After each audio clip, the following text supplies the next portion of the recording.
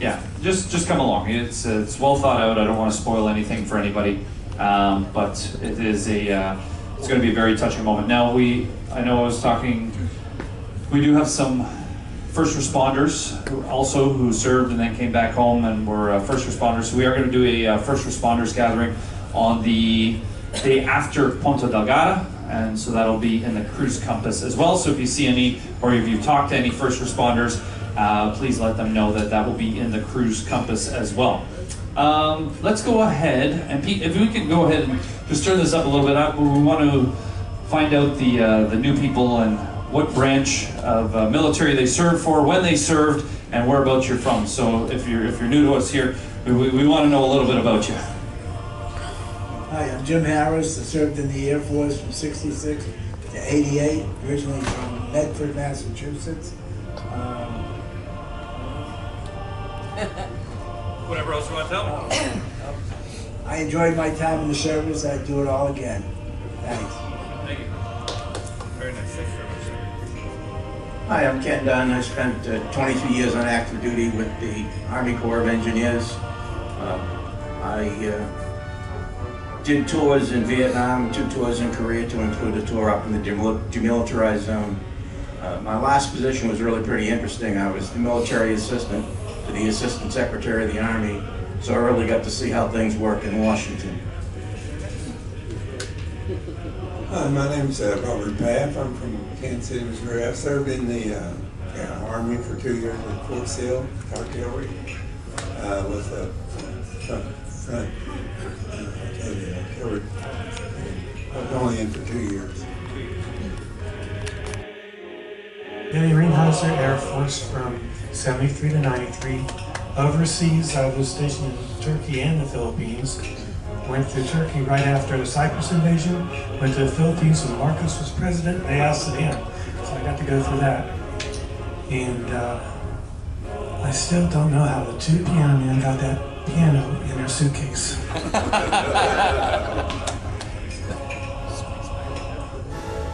Somebody else is new over here. Hello, sir. From 65 to 70. 65, we did shakedown boats and PBRs at Camp Bay. And I was on carriers for 2 years. Armed Forces Police, and did a lot of stuff. Thank you. Yes. My name's Art Turner, Fort Lauderdale, Florida, USMC, stood main gate, Pearl Harbor, and West Lockwood Kelly from 75 to 77. Somebody else new to us here? Yes, sir. Jerry Baldock. I was in the Army from 68 to 98. I was an Air Defense Artillery Officer. Thank you. Somebody back here new? Or... Yes, sir. My name's Robert Inge. I was with the 82nd Airborne, 3rd Infantry Division, 37th Armor. I was served from 58 to 64 in Germany, Berlin. Coming around.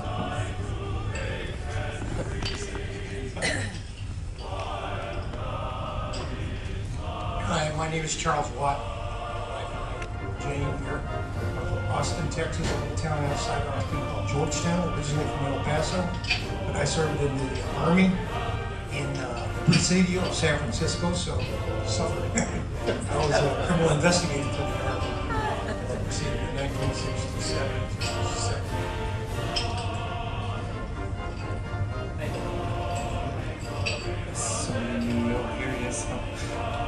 Weeks. Good afternoon. My name is Michael Reddick. I served in the Air Force on B-52s from 1980 through 2003. I currently work for the Army now, so I've been in the Department of Defense for 38 years.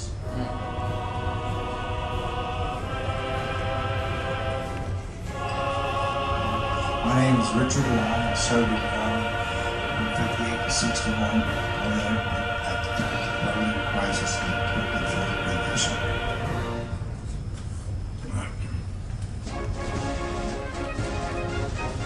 Alan Balmano served in the Army, enlisted in '73, retired in 2000, did 20 years on active duty and a few years in the reserves. I went from private to major.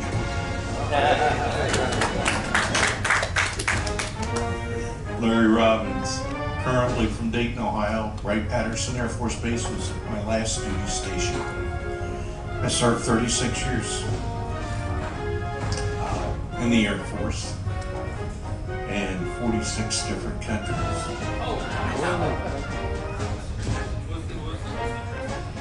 Turkey. I would retire there in a heartbeat until this airline died. Turkey was a wonderful place. My wife went with me every step of the way, and when I retired, I asked her, I said, okay, you've lived from ocean to ocean, most of Europe, where do you want to go? She said, here. You're not moving me again. Wright-Patterson Air Force Base in Dayton, Ohio. Does anybody have any stories they want to share? Any interesting stories? Did you meet your wife in the Army? Anybody else meet their wives in the Army? I know we had a few people the other day. Sorry, somebody had a story over here. Yes, sir. I got to Vietnam in October. My daughter was born in December, so I was on a combat mission at night, and they relayed the information to me, and it got passed on to Stars and Stripes, and they picked up the story, and so my daughter's birth announcement was worldwide.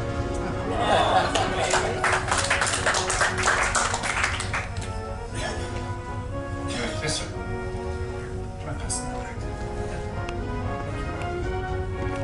I mentioned I was in the Philippines. Well, when I went on vacation to Hawaii, Marcus was already in base housing in Hawaii. So a person from PACAF that I dealt with said, I'm going to take you a tour around the base. So he took me around the base, went up to this barricade, and there was a couple guys standing there. Marcus was staying in base housing there behind him. So we turned around, started driving around the base. Well, those guys jumped in their car and started following us. I said, uh-oh, what did we do? So when we stopped, I said, well, can we help you? He says, oh, we thought you were here to count the money. But no, I said, I'd be glad to, one for you, two for me. But they wouldn't go with that.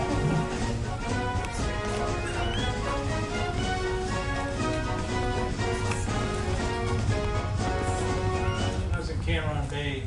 We were doing, checking out PBRs and stuff. We had to take a couple Marine recons up a river, maybe 20 miles. We came under fire for about 10 seconds. And the one Marine decorated the bedroom like crazy, standing there, shaking his head. I says, how come you're not returning fire? And he said, they told me these things were bulletproof. I was stationed at Fort Meade in the MPs. I was one of the NCOs that was assigned to work with U.S. Marshals to guard John Hinckley when he tried to assassinate President Reagan. And we had a lot of different stories. This guy, we could tell, keep you all day, but one of them was particularly funny, involving paparazzi. So we would have to take him to see psychiatric appointments in D.C. to determine whether he was insane or not for trial. And of course, outside the gate of the jail was paparazzi like you couldn't believe. Every news channel station, everybody's camping out every day trying to get a glimpse of him. So we came up with the idea one day just to, people believe what they think they're seeing. So we came up with the idea, get somebody that's about his size, put a bulletproof vest on him, put a hat on him, walk him right out, put him in a car, drive away. We did that. It was the funniest thing you ever saw. It wasn't him, of course. It was decoy, one of my spec fours, and they were fumbling, dropping cameras, running all over the place, trying to get in their cars, trying to follow this car that they thought was him. And we waited 5 minutes. There was nobody there. We just walked out, got in the car.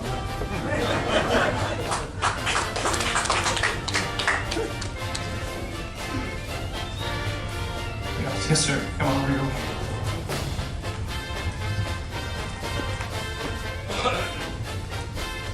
I was Judge Advocate in the Air Force, and being in Ireland recently. And when the first time my wife and I were in Ireland, I was chief of military justice for the Air Force at the time, and therefore would liaison with the American Bar Association and Criminal Justice Association. And they had a meeting in Dublin. Colonel Fran Gilligan from the Army, and his wife, my wife, had to go to Dublin to the meeting. We had to get permission from the Irish government because they were not a major nation.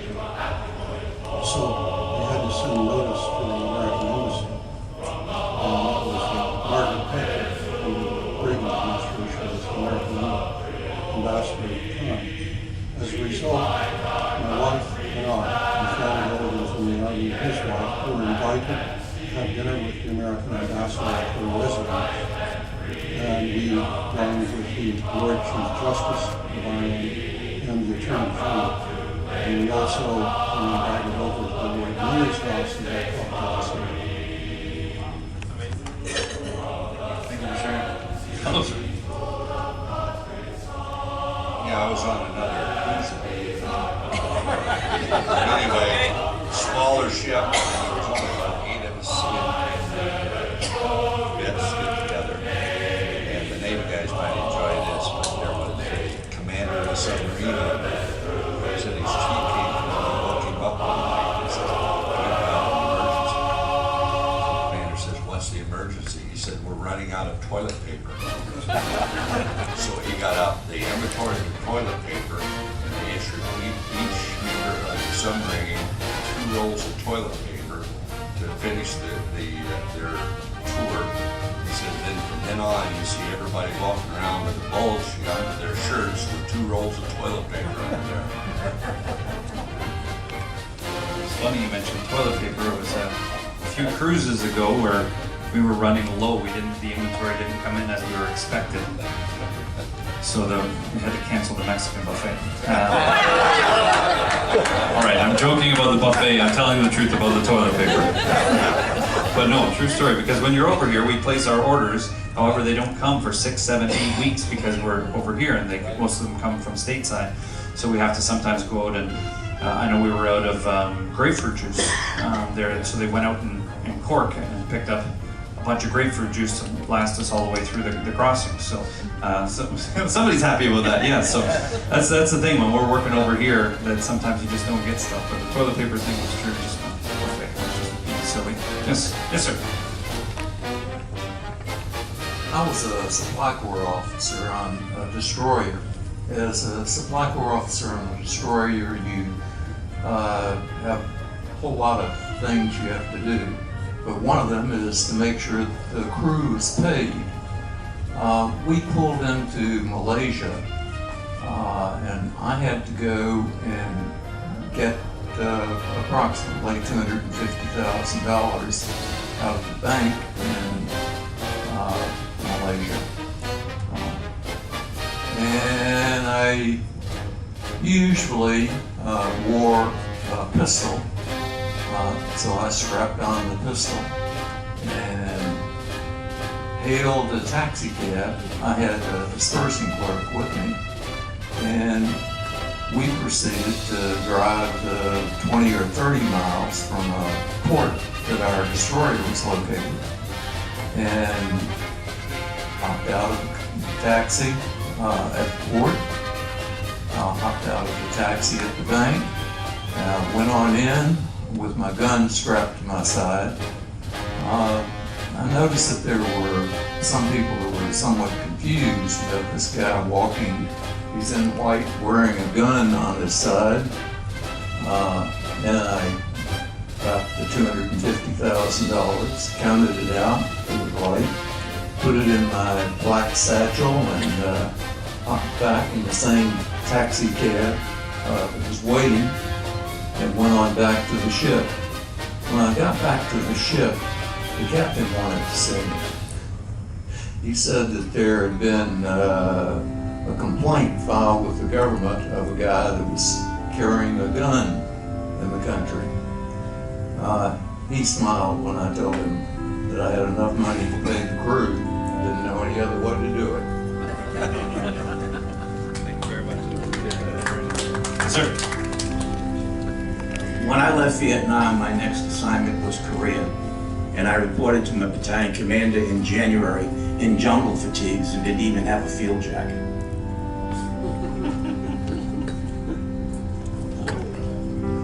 Any other good ones? Yes, sir. Come on over to you.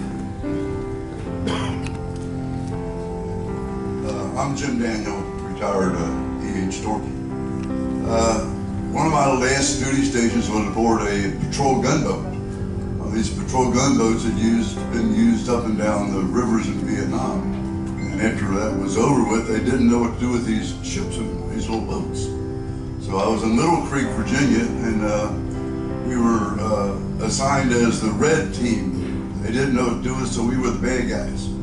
So we were on our way down to Villegas, where the amphibious operations were being held. And we left early and got down off Puerto Rico. Main body of the fleet was coming through, and we knew when and where they would be there. So we rigged ourselves up that night as a fishing boat. Had our lights rigged out, sat there, and the fleet came and was we were right in the middle of them, and we decided that we would light them up. So we had our 3-inch 50 and our 50 milligram,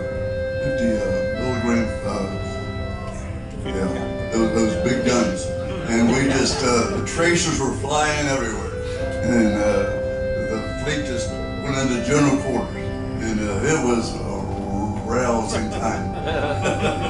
It was nice to be the bad guy. Nope, I never shot back. Yes, sir. I'm Jim Garland, and I mentioned the other day I was a pilot in the RAAF, but I did serve with the USAF a couple of times, including flying F-111s. But I've got a couple of little stories. One was in the late 50s. Our Air Force had a squadron of vampires in Malta, and they used to take their leave over in the UK. And anyway, this Les Reading, he stuck up a liaison with this high society girl over there, and they decided to get married. 2 transport aeroplanes came over, one of which had the Archbishop of Canterbury to marry them, so the guests all over the place. And it was a Friday, and that night he looked around and decided this is not for me. So he went to the CO and said, can I get one of the vampires and I'm out of here. So everywhere he went he was told, no more Maltas on this place.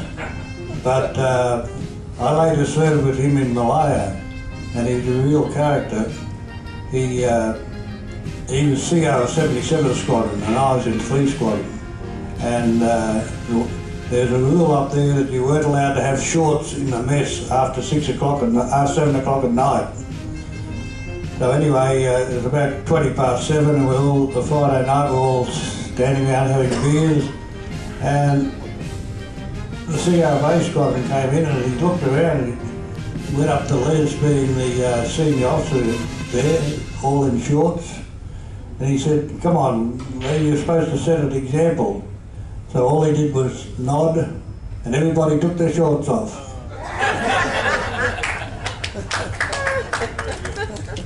Coming back here. Sir. My sea story is about when I returned from Korea in '51. My orders were to report to the Marine Barracks, U.S. Naval Submarine Base, New London, Connecticut. Now, why the Navy does it, I don't know, but it's not in New London, it's in Groton, Connecticut. Why I, a Marine, was going to a submarine base was beyond me. And where was Connecticut? So I had to look it up on the atlas, find Connecticut. And then saw too many World War II movies about U-boats going into caves. There's no caves there, they come up the Thames River. And there were only 45 Marines, and we had to take care of 2,000 sailors. Now, I have a question for you. Are you still looking for them, and have you found one? If you were at the cocktail party, still looking for Juan. Juan. Yes, sir. You got one? I'm John Fraley. I did 30 years in the Navy from 1970 to 2000. I was a physician, ran ICUs, and at one point in my career in the 1980s, I was at Naval Hospital Charleston, South Carolina. Because I ran respiratory therapy at the hospital, the Air Force Reserve Squadron that did medevac missions out of Charleston Air Force Base used my respiratory therapy techs to fly missions because they didn't have any respiratory therapists in their squadron, and they would carry patients on ventilators to BAMC, to the burn center. And so I flew with the Air Force. They got me my own flight suit. I was a Navy commander and an honorary Air Force lieutenant colonel at the same time. And there was one training mission we went on that we were in the C-141 in the back, and we didn't have, because it was a medevac, we had airplane passenger seats for the staff, and then the ventilators were in the back, and I did lectures and this and that for the nurses and the air crew. But we flew from Charleston Air Base out to the West Coast and down the West Coast, and then came in to Texas, to Fort Worth. We landed the airplane, and this is in the middle of the Cold War. So where we landed, we walked down the ladder, and I was looking at the nose of a locked and loaded B-52 that had nuclear weapons on it, and a guy with a full automatic M16 looked at me and he said, "Doc, you can't walk this way, you gotta walk that way." And that was kind of funny. But the Air Force, I love those people so much. When we got to where we were gonna go, they put us in two buses. One went to Billeting to find our housing. The other bus went to the package store and loaded the bus full of beer, and then they met us where our hotel was. So I had a wonderful weekend celebrating with the Air Force. He reminded you of something, all right. Well, I had come up through enlisted ranks. I was a lieutenant, got in as a commander at a small site in a place called Şahin Tepesi, Turkey. And we had a support base 56 miles away. And I had a tendency to use kind of enlisted solutions to a lot of problems. One of the solutions was I had a bus, and I'd send the people down to Carousel where there's a barber, buy a case of beer, you guys have fun, do whatever you want and everything, but I don't want to hear any complaints about haircuts, or it's, you know, you're not going to have this privilege. In the meantime, the guys are getting new guys in and so forth. They were having a kick with mooning. Yeah, and always you get a new guy and you get him kind of gassed up at the bar. And I just tell him, hey, look, you ever seen the Turkish sunrise? And over that window they have a spotlight on it. Over there some guy dropped his drawers. You know, that was a lot of fun. But anyway, one time my boss, this colonel, came up to the site. And it was on one of these days when I had sent the bus and the beer and the guys down to get haircuts. And Colonel got done and he said, I rode with him. He was a function I was going to. So we were heading on the way down. And he was looking, hey, isn't that your bus head coming your way? I says, well, yeah, it could be, Colonel. I said, oh. And so, Colonel, I really need to talk to you about something. I got this D6 bulldozer up here, and I really need a D8, blah, blah, blah. I got his attention, and he was looking at me as we went by our bus, and I caught him out of the corner of my eye. Every window on my side had a Turkish sunrise in it. Anyway, I got away with that. Remember that Turkish sunrise. Anybody else have a fun story?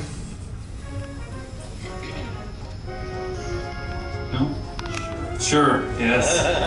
All I gotta do is make eyes with somebody. Hold on 1 second.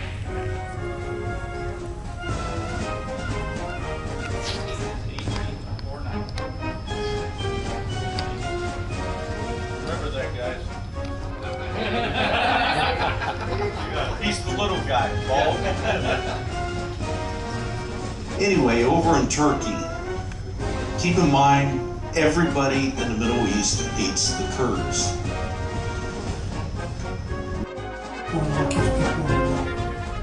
We both got assigned in country at the same time. He got assigned to something called MACV, Military Assistance Command. He worked with the Vietnamese, which meant that he spent a lot of time around Ben Hoa Air Force Base. And for those of you who don't know, every once in a while we would get USO folks in country, usually young ladies that would come out to fire bases with a contingent. They always brought donuts with them, so they were known as donut bellies. Well, one of the things that it's almost statistically impossible to do in Vietnam is to get a date. He happened to be in the right place at the right time. A young lady who had been in country for a while took a brand new young lady under her arm, and she agreed to double date my best friend and his buddy, and they went to the club at Ben Hoa. In the middle of lunch, the young lady from the United States who hadn't been in country more than a week said she had to go powder her nose. And they said, well, understand you've got to go out behind the club, that's where the latrines are. So she decided she could do that on her own. One of the animals in Vietnam that has a cousin in Africa called a Cape buffalo is a water buffalo. And a water buffalo and a Cape buffalo are indistinguishable at close range, 800 to 1,000 pounds. Cape buffalo is one of the nastiest creatures in the world with its attitude. The water buffalo, on the other hand, is an extremely docile animal. 10 minutes went by, the young lady didn't come back.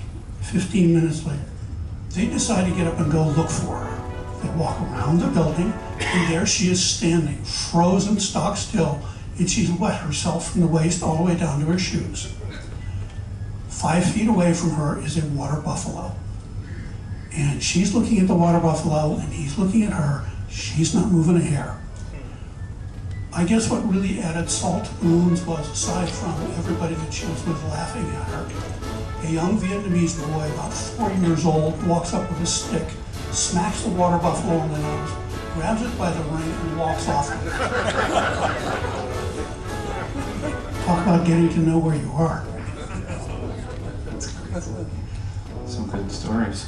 I'm enjoying them. I love hearing stories. Anybody else like to share anything? Again, if you were here at the first one, I mentioned the first gathering, we had the food and beverage team decided to again supply us with some nice tea and coffee and cookies, and we have champagne up there as well, so if you'd like to take a glass with you on the way out, although I know that you were kind of pointing at yourself and you two may have been in the same area at the same time, as I understand that, so maybe if you guys would want to chit-chat with each other. But as a reminder, just again, on September 11th, we're going to do a ceremony in the centrum area of the ship, so we invite each and every one of you to that. That would be great. So thank you for coming, and we open it up if you want to mingle with each other. Thank you.